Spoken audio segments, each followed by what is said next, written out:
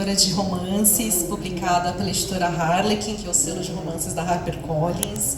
É um prazer para mim estar aqui conversando com vocês. Antes de ser escritora, eu sou leitora desde pequena e eu acho que isso foi muito fundamental na minha trajetória. Quantas pessoas aqui gostam de ler, têm leitura como hobby?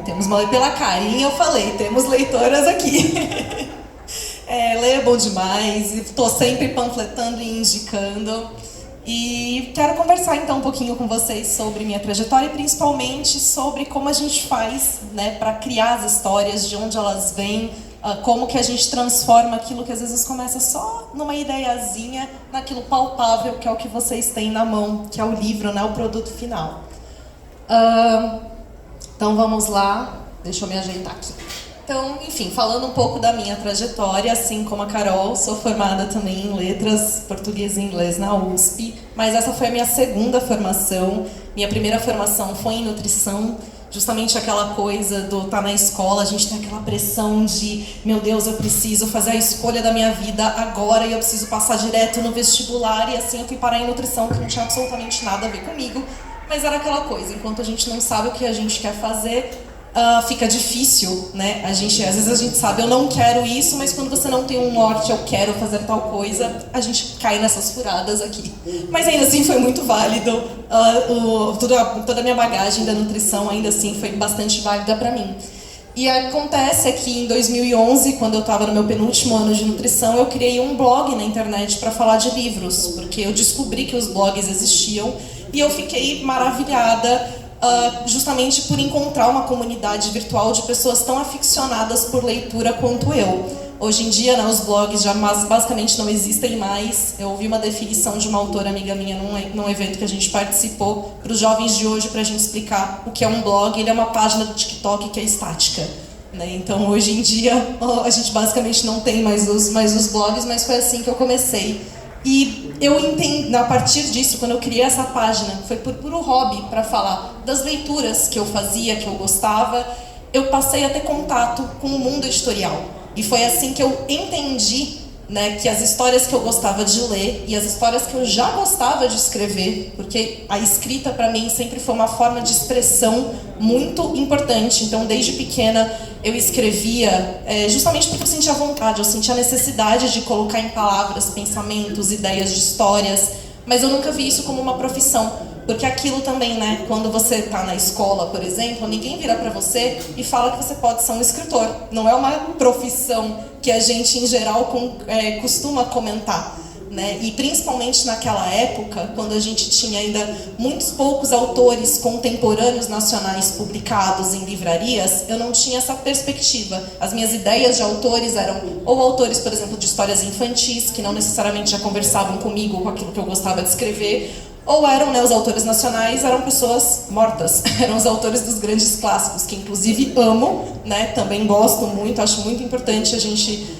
ter essa variabilidade aí de leituras, mas eu não me identificava, né, eu não conseguia me ver com essa possibilidade de escritora. E quando eu criei o blog, eu passei a ter contato com autores, com editoras, e eu entendi que existia toda uma cadeia de pessoas trabalhando para que aquele livro que eu lia chegasse até minhas mãos.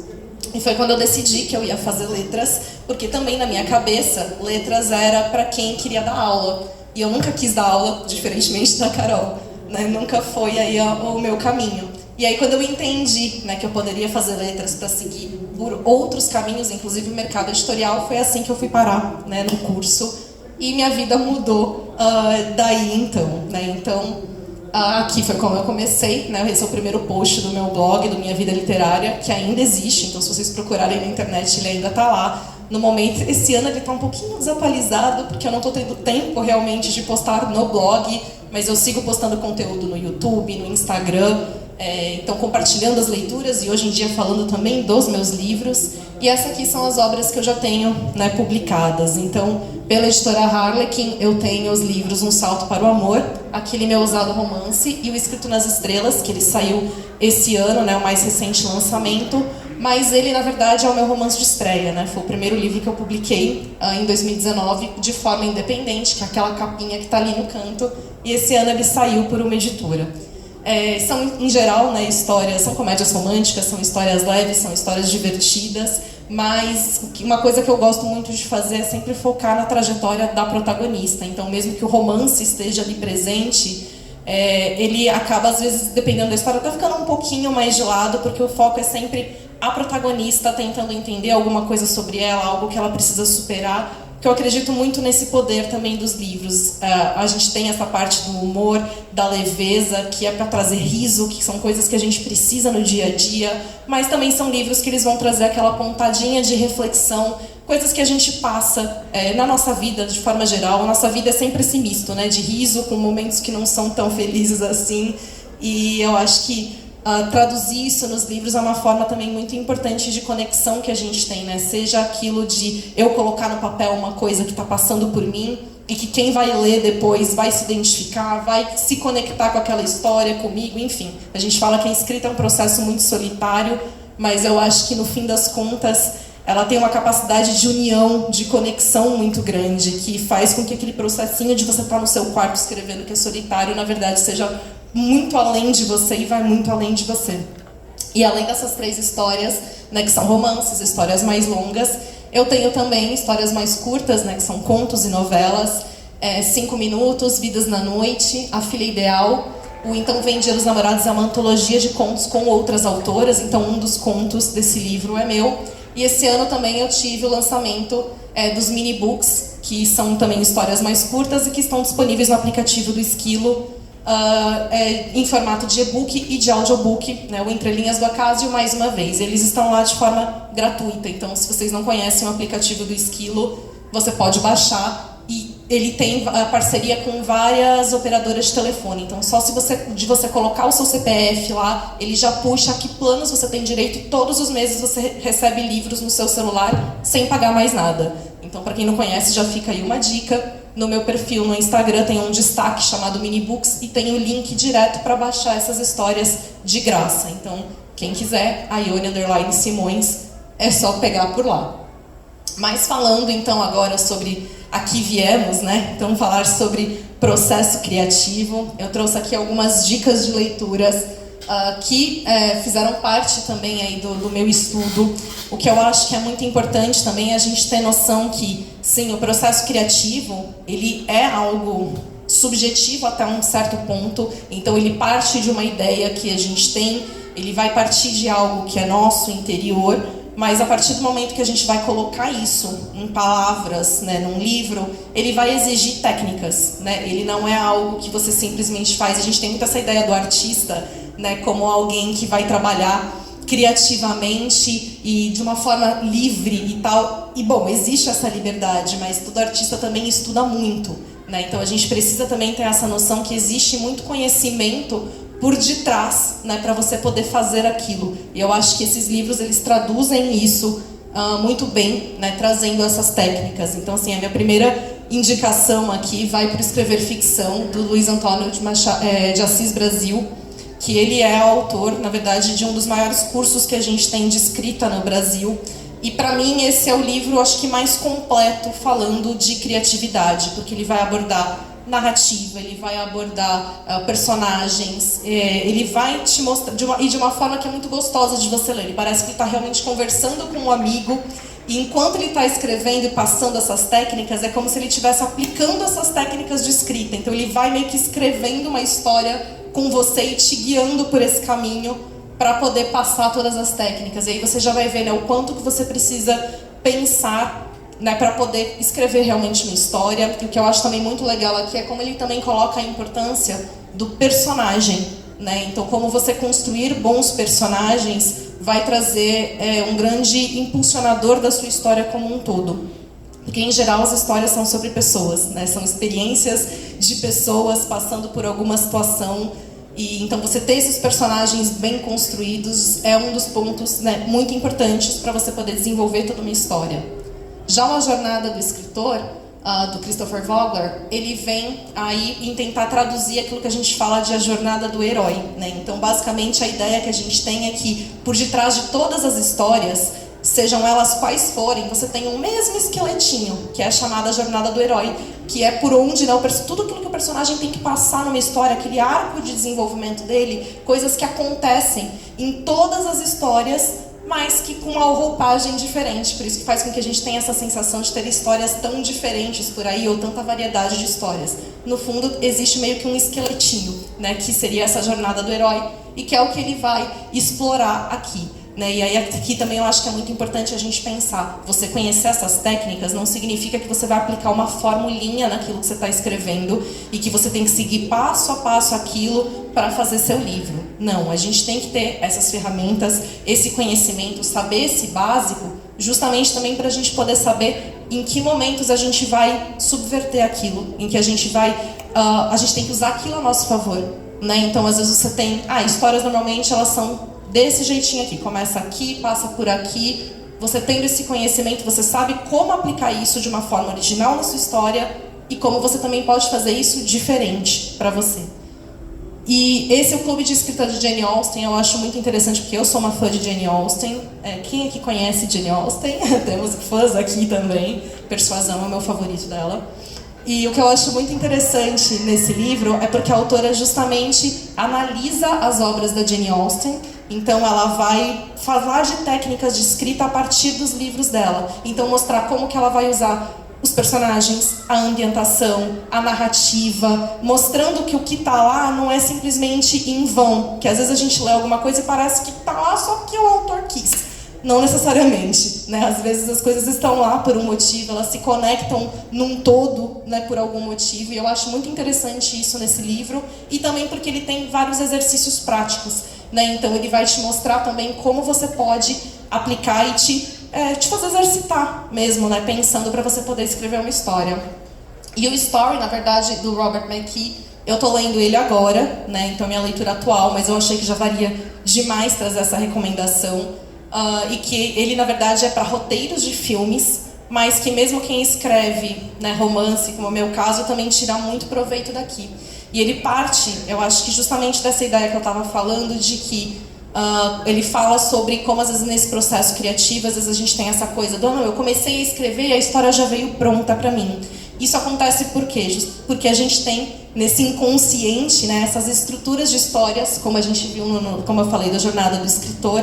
Então, de tanto consumir livros, de tanto consumir filmes, a gente já tem esse esqueletinho na nossa cabeça, às vezes sem que a gente perceba. Então, na hora que a gente vai escrever, muitas vezes a gente está reproduzindo aquilo que a gente já conhece, que a gente tem na nossa cabeça. Então, a partir do momento que a gente começa a estudar, o que é muito importante se a gente quiser escrever, a gente vai reconhecer esses padrões e vai saber como fazer algo diferente daquilo que já foi feito. Senão a gente está simplesmente contando histórias que já foram contadas. E eu acredito muito que cada pessoa tenha a sua voz para dar, tenha o seu ponto de vista para mostrar, tenha algo de diferente para colocar ali. Então, se a gente conseguir pensar em fazer isso de uma forma diferente do que todas as outras pessoas já fizeram, isso vai contar muito a nosso favor.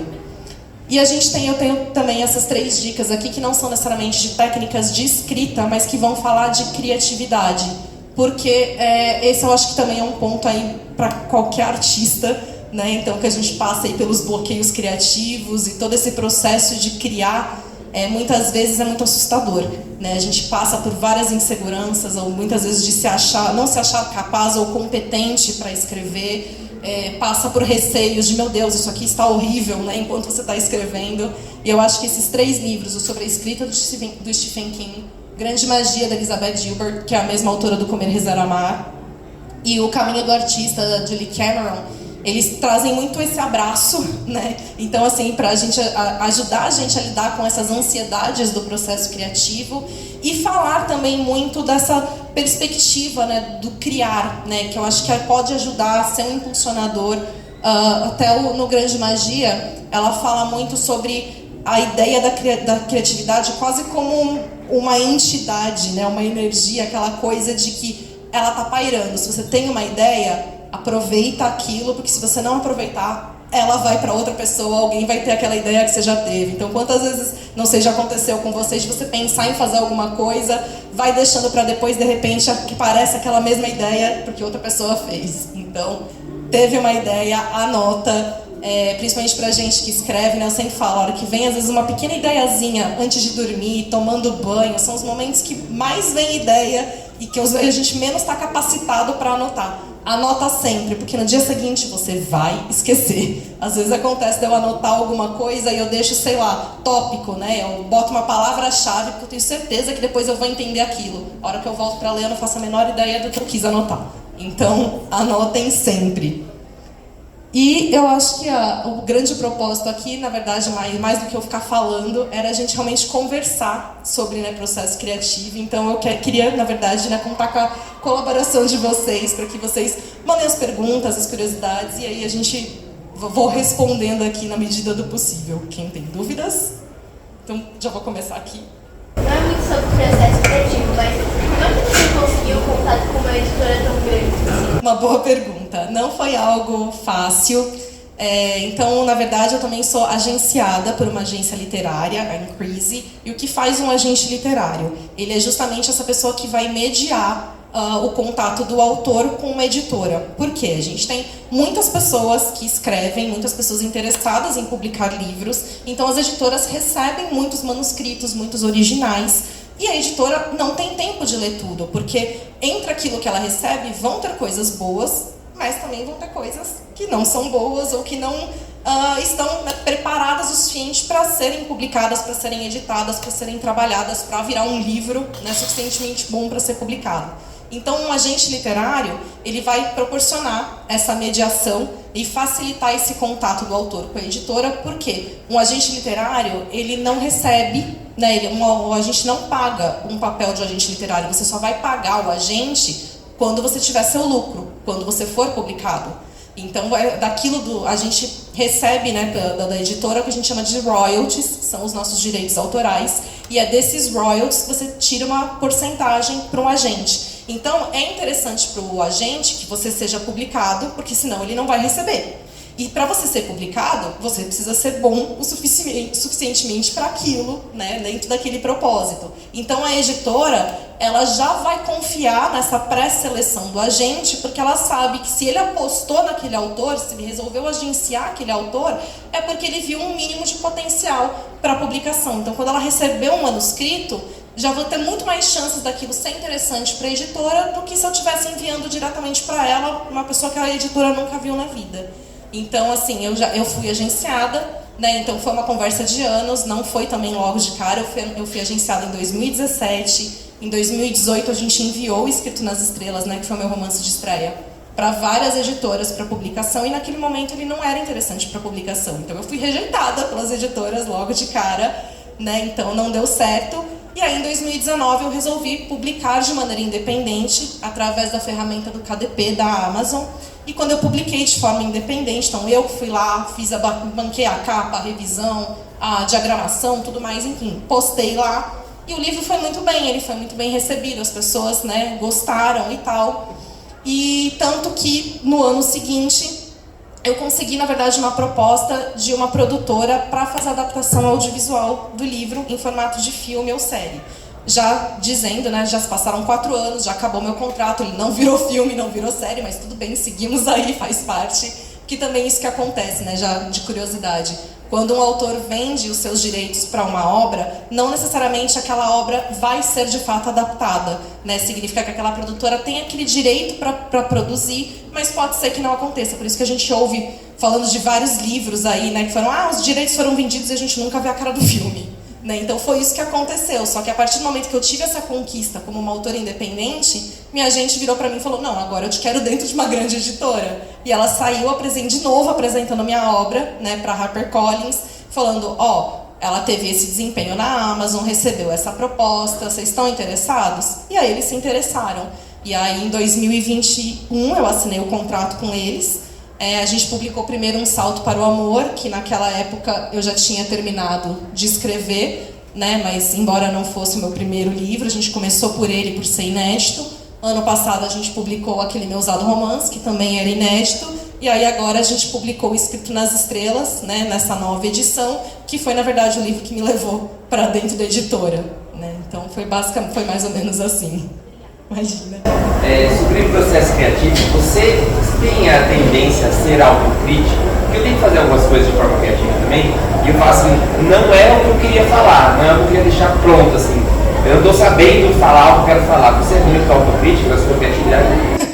Às vezes a gente é nosso pior vilão, né? Então, assim, passo por vários momentos enquanto eu estou escrevendo, de olhar assim, às vezes eu olho e falo, meu Deus, isso aqui ficou muito bom, como foi que eu fiz isso? Aí eu vou ler de novo e falo, não, pera, calma, não ficou tão bom assim não, né? Ou então de eu estar escrevendo e eu estar achando que aquilo está horroroso, aí eu vou ler de novo e falo, não, pera, não está tão ruim assim.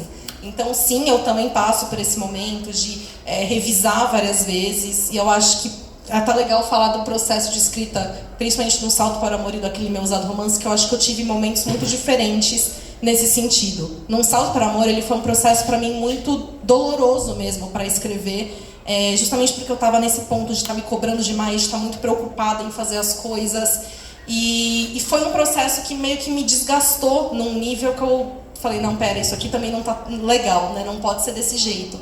Já aquele meu ousado romance, ele foi um livro que eu escrevi durante a pandemia, então já foi num momento que estava, né, tudo muito vulnerável, tudo muito sensível, e eu resolvi colocar nele, né, ele chama aquele meu ousado romance porque ele forma, né, a sigla amor, e eu resolvi colocar nele tudo aquilo que eu amo, tudo aquilo que eu gosto, porque foi o meu momento de conforto.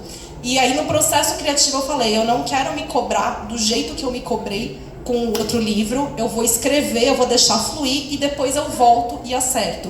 Até porque nesse momento eu já tinha passado pelo processo de edição de Um Salto para o Amor, que mudou basicamente assim tudo que eu via sobre o processo de escrita, porque a edição é um dos momentos mais importantes do livro. Então assim, eu tinha muito na minha cabeça, antes de eu ser editada, que para um livro ser considerado bom, para eu ser considerada uma boa autora, o livro tinha que sair perfeito, prontinho, quando eu finalizasse a escrita. Não existe livro assim, não existe livro perfeito, e muito menos, né, aquele livro que a gente lê que está maravilhoso, ele passou por toda uma equipe para chegar naquele ponto. Então você teve alguém te editando, né, te dando sugestões do que você pode mudar na história, enfim, do que você pode desenvolver mais, do que você pode cortar, do que você pode acrescentar. Então ele não foi um livro pensado sozinho, e ele vai ainda passar depois por outras etapas, como preparação de texto, revisão. Então você tem muita gente trabalhando para aquele livro ficar lapidadinho,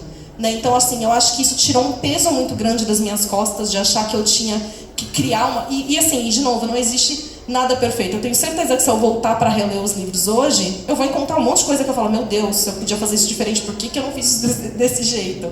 Mas é isso, a gente é capaz de fazer até determinado ponto aquilo que está disponível para a gente naquele momento. Depois a gente muda, a gente se transforma em outra pessoa, a gente vai ter uma outra perspectiva, e é claro que a gente vai ter ferramentas que a gente não tinha naquela época. Então eu acho que a gente precisa ser um pouco gentil com a gente nesse sentido também, né, de entender essas nuances. E falando até em questão de edição, só para vocês terem noção, no Aquele Meu Ousado Romance, ele é a história de uma agente literária que é apaixonada por livros de romances, e ela vai trabalhar com um escritor que fez, o Ricardo, que ele escreveu fantasia, fez muito sucesso com uma trilogia, e depois ele nunca mais fez o mesmo sucesso. E agora ele resolveu escrever romances porque ele acha que é isso que está vendendo e ele quer ganhar dinheiro, mas ele não entende nada do gênero. Então eles vão trabalhar juntos, até para ela também poder desmitificar para ele essa coisa do é romancezinho, é história bobinha, não tem nada, é fácil de escrever. Não, peraí. E o grande ponto é que quando eu escrevi a primeira vez, a narrativa dela era em primeira pessoa no presente e a narrativa dele em terceira pessoa no passado. E a minha editora virou para mim e falou, olha, eu tô achando muito confuso ficar mudando de um pro outro. Vamos deixar tudo em primeira pessoa? Aí eu falei, então, eu não me sinto confortável escrever em primeira pessoa a perspectiva de um homem. Posso deixar tudo em terceira? E tá bom. E aí eu tive basicamente reescrever o livro inteiro para ele ficar inteiro em terceira pessoa. Porque, de novo, né, você transformar para terceira pessoa não é só mudar o verbo ou a pessoa. Tem coisa que você fala em primeira pessoa que não cabe em terceira e vice-versa. Então eu tive que reescrever o livro. Então assim, ele não era desse jeitinho como ele está agora quando eu escrevi a primeira vez. Ele precisou ter um olhar de outra pessoa, uma pessoa habilidosa, que está acostumada a trabalhar, que sabe o que funciona no mercado, para me orientar para ele ficar desse jeito. Mais perguntas? Mais novo, assim, na escola, é recomendado fazer ficha de personagem para escrever narrativa. Mas minha maior dificuldade é acrescentar a história do personagem em um diálogo, por exemplo, porque cada personagem fala de um jeito, tem um sotaque, dependendo da história de vida, né? Então é muito difícil refletir isso no diálogo. Como você faz?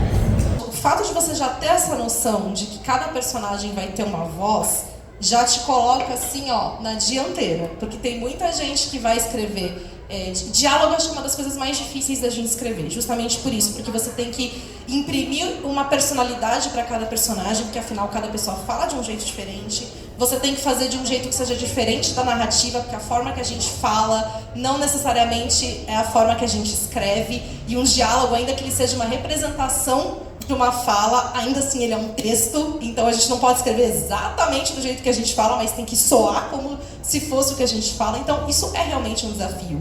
Fazer a ficha de personagem, eu acho que ela vai funcionar para alguns tipos de escritores e não vai funcionar para o outro. Eu acho que o ideal é você encontrar aquilo que funciona para você. É muito importante você ter em mente como cada personagem seu é. Quanto mais de informação você coloca, mais você vai transformar esse personagem numa pessoa única, com características próprias, e você vai conseguir aproveitar isso no seu diálogo.